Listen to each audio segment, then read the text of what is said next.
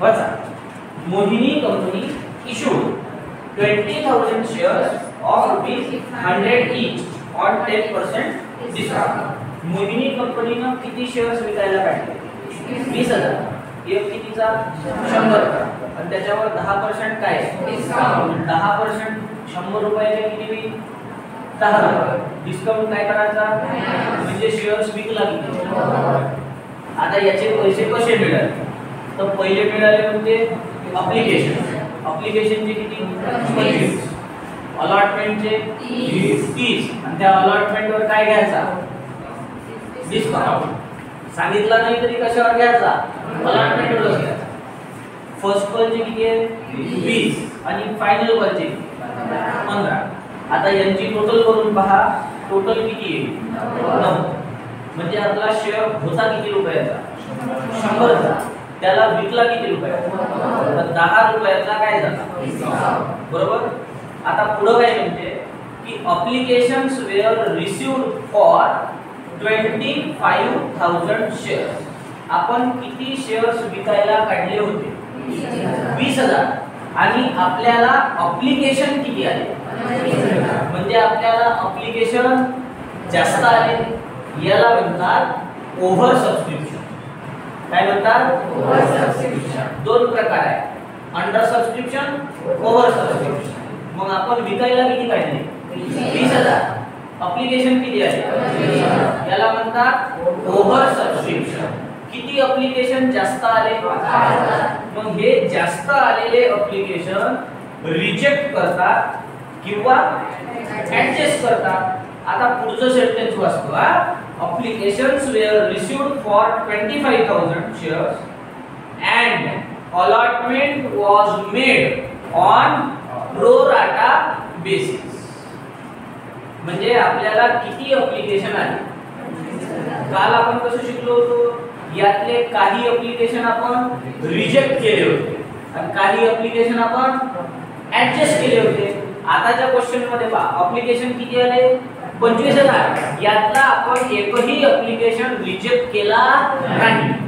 आणि पूर्ण ॲप्लिकेशनवर शेअर कसे वाटले? Pro rata basis.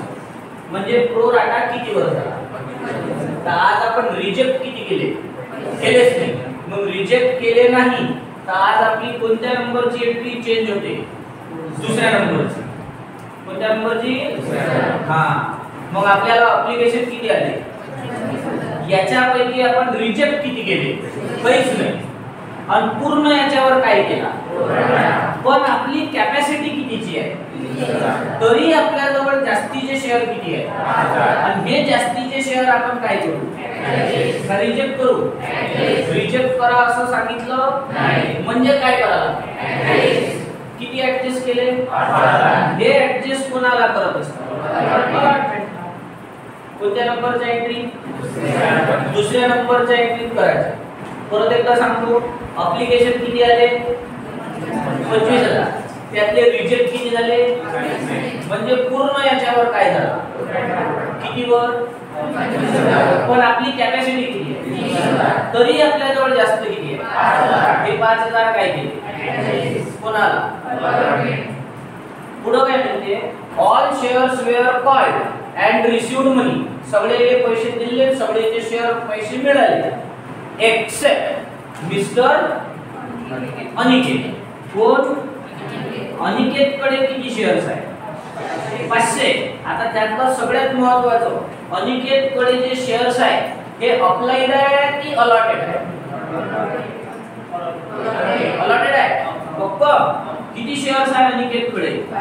आणि कोणते शेअर्स आहेत?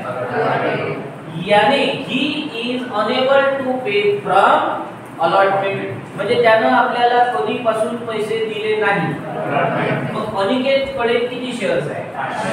यानं आपल्याला कशाचे पैसे दिले नाही. Allotment, first call, final call. म्हणून याचे शेअर्स आपण काय केले? फॉरफिटेड. कोणाचे? का फॉरफिट केले? त्यानं पैसे दिले. त्याच्याजवळ किती शेअर्स होते? त्यानं कशाचे दिले नाही. म्हणून त्याचे शेअर आपण काय? कुठपर्यंत एंट्री होईल? करायचं. करू सुरू. पहिली एंट्री कायची करायची? ऍप्लिकेशनच्या किती होत असतो? पहिले ऍप्लिकेशन मनी रिसीव्ड, मग ऍप्लिकेशन मनी ट्रान्सफर. मग पहिले ऍप्लिकेशन मनी रिसीव्ड ची एंट्री. चला ऍप्लिकेशन मनी रिसीव्ड जर्नल एंट्रीचा फॉर्मॅट घ्यायचा तुम्ही. हा मी डायरेक्ट लिहित आहे. कशी होईल ऍप्लिकेशन मनी रिसीव्ड ची? Application account credit. किती ऍप्लिकेशन आले? क्वेश्चन समजला ना तो? मग आन्सर सांगत चला. ऍप्लिकेशन किती आले? 25,000. आणि ऍप्लिकेशनचे पैसे किती होते? 25 रुपये. तर 25 गुणिले 25 6,25,000. आता याचं काय लिहायचं? कसं होईल? ऍप्लिकेशन मनी रिसीव्ड. नॅरेशन लिहिता येईल तुम्हाला? ऍप्लिकेशन मनी रिसीव्ड झालं. आता ऍप्लिकेशन मनी काय करायचं? ट्रान्सफर ची एंट्री. हा फक्त ट्रान्सफर ची कशी होईल?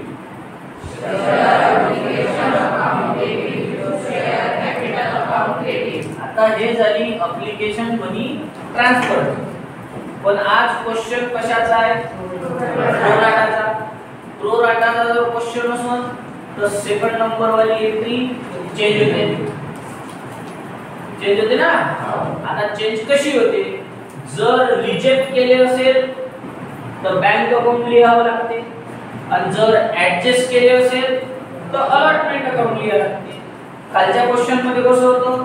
काही शेअर्स रिजेक्ट केले होते, काही शेअर्स ऍडजस्ट केले होते. आज आपण काय केले? मग रिजेक्ट केले नाही, मग बँक अकाउंट लिहायचं, मग कोणाला ऍडजस्ट करायचं? मग एंट्री कशी होईल?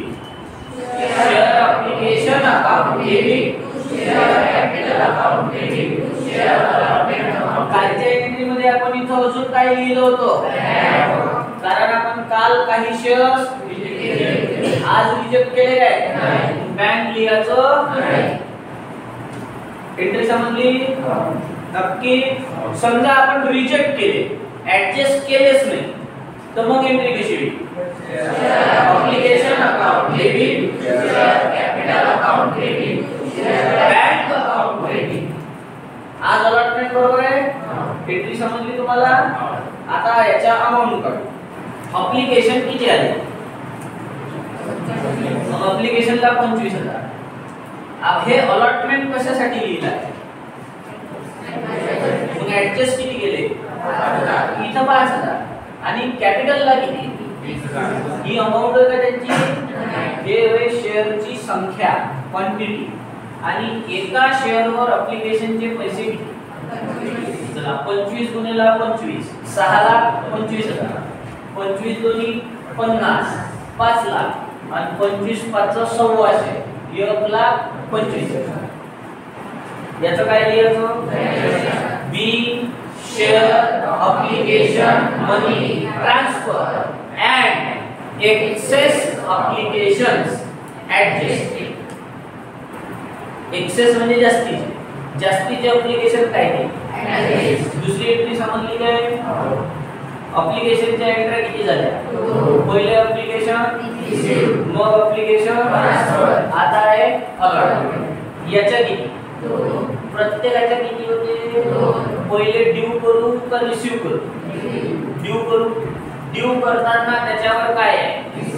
मग ड्यू वाली एंट्री कशी होईल?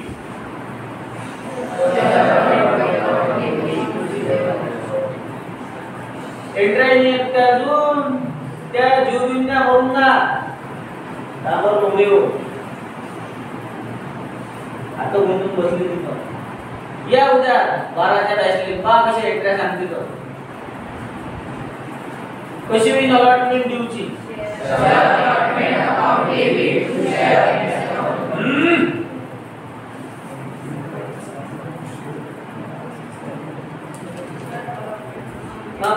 पाहून नाही त्याचं मला येते पाहिजे मला पूर्वी सांगता येईल. काय घराकडे आणले तिथं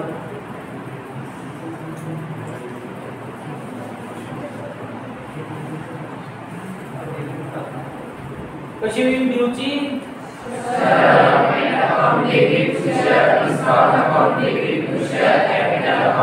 B. Share allotment money due on discount. आता याची अमाउंट कशी काढायची हे सगळ्यात पहिले अलॉटमेंट वर किती पैसे आहे पहा. मग अलॉटमेंटच्या समोर 30 हा काय आहे डिस्काउंट किती आहे इथं 10 येईल. मग कॅपिटलला किती 40. हे किती शेअरचे पैसे झाले. आता या एंट्री पासून घेताना 25,000 वर घ्यायचं की 20,000. इथून पुढे सगळे कितीवर घ्यायच्या चला 20,000 ना सर्वांना मल्टिप्लाय करू. 20 3 60 6 लाख 20 1 20 2 लाख आणि 20 4 80 8 lakh. Allotment money due on discount due झाली. आता ड्यू नंतर काय दिली रिसीव्ह ची एंट्री कशी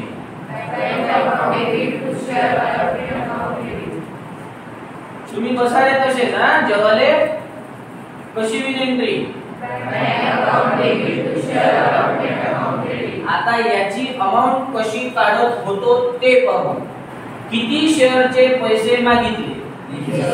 अलॉटमेंट वर कोण पैसे देणार नाही. मग अनिकेत कडे किती आहे तर याच्यातून 500 चे मिळणार मग मिळेल कितीचे 19 आणि आपले अलॉटमेंट चे पैसे किती आहे 30. असं आपण करत होतो.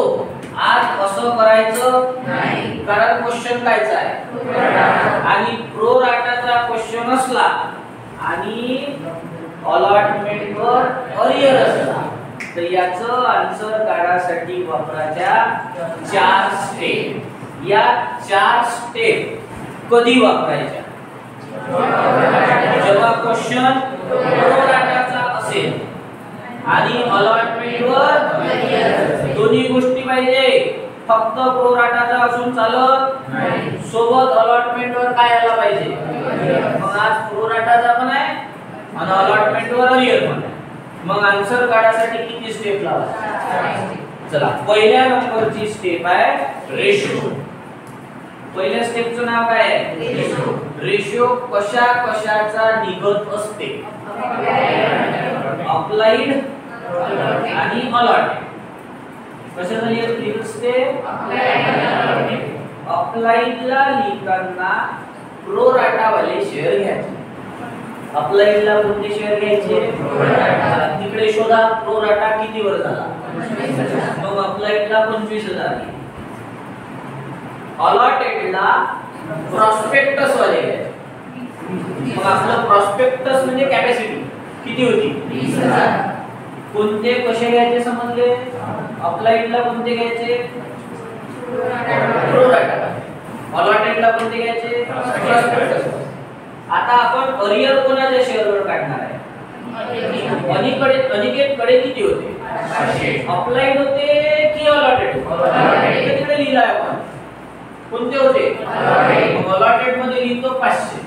आता रूल असा होते का 20,000 साठी 25,000 तर 500 साठी यांचं profit 25,000 multiplied by 500 divided by 20,000. 2020 cancel 2020 cancel. आता पहा 125 मल्टिप्लाइड बाय 5 625. म्हणजे याने अनिकेतने किती शेअर्स साठी अप्लाय केलं होतं 625. पण त्याला अलॉट किती झाले अप्लाय केलं होतं म्हणजे त्यानं मागितलं होतं. त्यानं किती शेअर मागितले होते त्याला किती शेअर मिळाले हे झाली स्टेप पहिली. दुसऱ्या नंबरची स्टेप असते अप्लाइड मायनस अलॉटेड. दुसरी स्टेप कोणती असते आत्ताच काढला आपण. यानं अप्लाय कितीला केलं होतं 625 आणि याला अलॉट किती झाले होते 500. मग अप्लाइडला येईल 625 अलॉटेडला येईल 500. आणि याला मल्टिप्लाय करायचं अप्लिकेशनचे पैसे. तर अप्लिकेशनचे पैसे किती होते? 25. 625 मल्टिप्लाय बाय 25, 500. 25 5 1600, 12500. चला याचं मल्टिप्लिकेशन करा.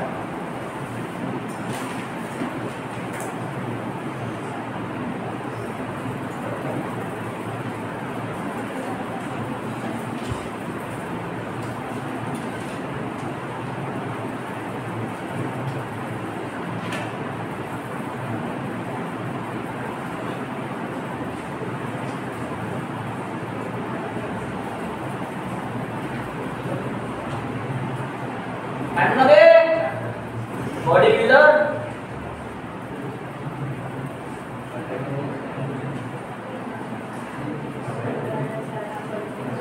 18,000, 15,625. याचं झालं 12,000.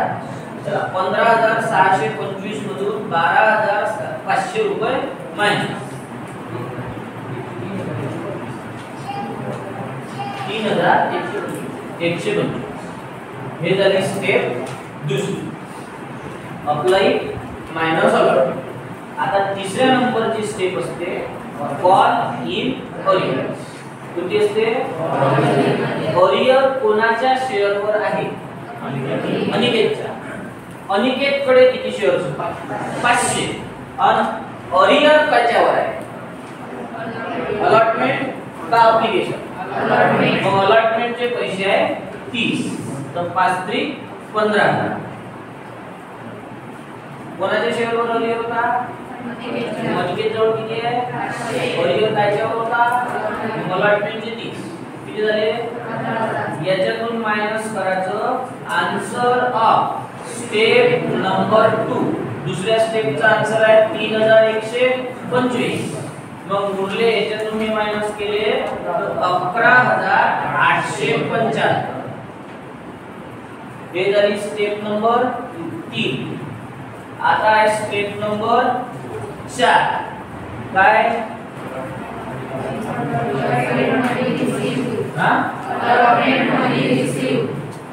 त्याच्यासाठी काय करावं लागते?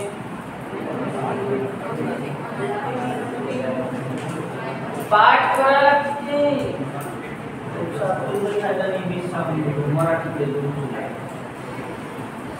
अलॉटमेंट मनी रिसीव्ह याच्यासाठी करायला लागते अलॉटमेंट मनी ड्यू. पहिले ड्यू द्यायचं. चला ड्यू आपण इथंच करून ठेवली आहे. अलॉटमेंट कितीची? 6 लाखाची. आता याच्यामधून पहिले मायनस करायचं ऍडजस्टेड इन एंट्री नंबर 2. दुसऱ्या नंबरच्या एंट्रीत पहा अलॉटमेंटला किती ऍडजस्ट केले? 1,25,000. आणि अजून एक एंट्री मायनस करायची कॉल इन अरियर्स. म्हणजे हे तिसरी वाली 11,875. हे पैसे याच्यातून काय करायचे? चला करा मायनस.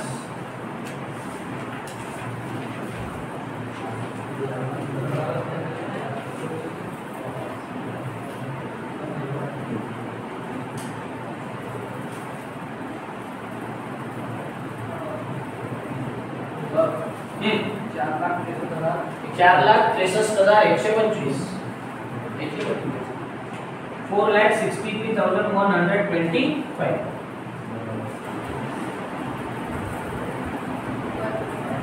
बरोबर आहे.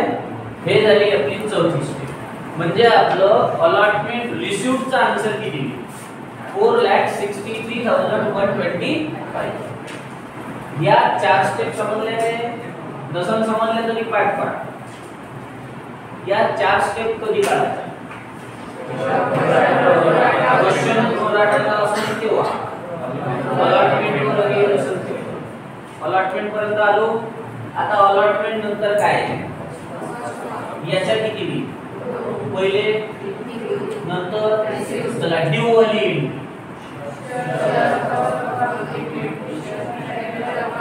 Share first call account debit, share capital account debit.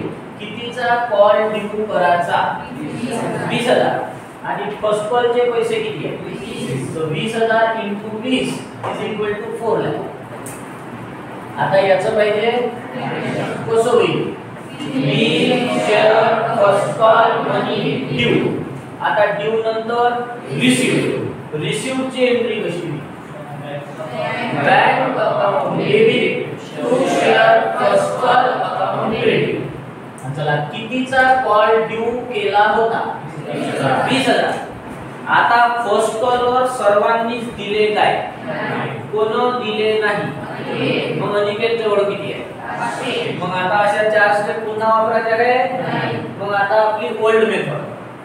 20,000 चे पैसे मागितले, याच्यापैकी अनिकेत 500 चे देणार, म्हणजे पैसे मिळणार आपल्याला 19 आणि मल्टिप्लाइड बाय किती? 20 कुठून आणले? First call. चला 19,500 गुणिले 20 म्हणजे होईल 3,90,000. 3,90,000. आता याचं काय पाहिजे? कसं होईल? बी share first call money received and arrears adjusted. First call झाला. आता फर्स्ट कॉल नंतर काय? याचे किती करायचं? पहिले नंतर चला ड्यू वाली entry share final call account debit to share capital account credit. कितीचा ड्यू करायचा? आणि गुन्हेला फायनल कॉलचे 15. तर 15 दुनी 30. 3 लाख. आता याचं पाहिजे कसं होईल? बी share final call money due.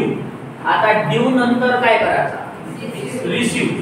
चला रिसीव्ड वाली एंट्री कशी होईल? Bank account debit to share final call account credit. कितीचा कॉल ड्यू केला होता? 20,000. आणि या कॉल वर सर्वांनी दिले आहे, कोण दिले नाही. मग अनिकेत जवळ किती आहे? 500. तर 500 चे भेटणार, भेटून 19,000 आणि मल्टिप्लाइड बाय किती? 15. तर ते होईल 2,92,500. 2,92,500. आता याचं पाहिजे कसं होईल?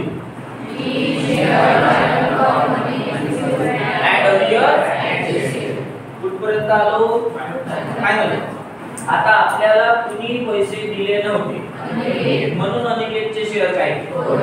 यांना कशाचे दिले नव्हते? Allotment, first call, final call. मग फोरफिचरची एंट्री. फोरफिचर करताना काय करायचं? 2 गोष्टी लिहून ठेवायच्या. कोणत्या? Share capital account debit to share forfeiture account credit. या 2 गोष्टी लिहून ठेवायच्या. कोणत्या लिहायच्या? Share capital account debit forfeiture account credit. आता त्याने कशाचे पैसे दिले नव्हते? Allotment, first call, final call. ते सगळे नाव क्रेडिट. त्यांना काय दिलं नाही? Allotment account credit. अजून काय दिलं नाही? First call account credit. अजून काय दिलं नाही? Final call account. आणि शेअर कसा विकला होता? मग शेअर डिस्काउंट अकाउंट क्रेडिट. किती समजली? नाही समजली तरी हो म्हणायचं. आता याची अमाउंट कशी काढायची हे? कॅपिटलला लिहिताना शेअरची ओरिजिनल व्हॅल्यू लिहायची. मग ओरिजिनली आपला शेअर कितीचा होता? मग याला 100 रुपये. फोरफिचरला लिहायचे नाही आणि अलॉटमेंटचे तर बिलकुलच काढायचेच नाही, ते ब्लँकच ठेवायचे. फर्स्ट कॉलचे किती होते? फायनल कॉलचे किती होते? आणि डिस्काउंटचे किती होते? एवढ्या याला लिहिताना त्या माणसाचे अलॉटेड शेअर घ्यायचे. कोणते? मग आपण कोणाचे प्रॉफिट करत आहे? तो अनिकेत कडे 500 होते की 625 होते? किती होते 500 येते. मग एवढ्या याला मल्टिप्लाय किती न करायचं 500 नच करायचं. आता व्हॅल्यू काढू फोरफिटेड. तर फोरफिटेड लिहिताना त्या माणसाचे अप्लाइड शेअर कोणते घ्यायचे. मग आता फोरफिटला किती 625 आणि अप्लिकेशनचे पैसे लिहा. अप्लिकेशनचे किती होते 25. बाकी वेळेस कोणते शेअर लिहायचे अलॉटेड वाले. फक्त फोरफिचरच्या वेळेस कोणते अप्लाइड. समजलं. एका एकाचं मल्टिप्लिकेशन करू आन्सर काढू. चला 500 गुणिले 100 इज इक्वल टू 50,000. 625 गुणिले 25 15,625. 500 गुणिले 20 10,000. 15 5 75 7,500. 500 गुणिले 10 5,000. आता डेबिट साइडची टोटल किती आली 50,000. क्रेडिट साइडची करून घेऊ. 15 10 25 5 30 37 500 37 38,125.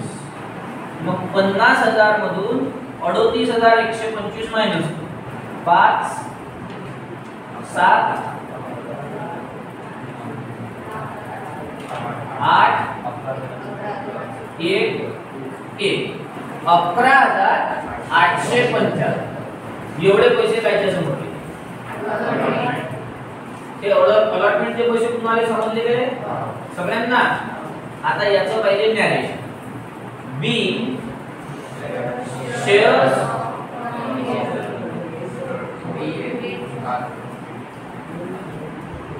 कठीण आहे. आता येते पेपर. डिसेंबर मध्ये 6 दिवस गेले. अजून तो दूर आहे. ऍडमिशन ऑफ पार्टनर पैसे देत आपल्याला लय दूर आहे.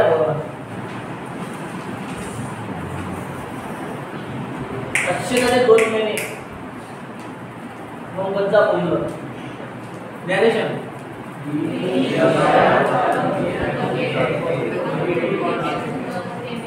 लिहून फटाफट लिहून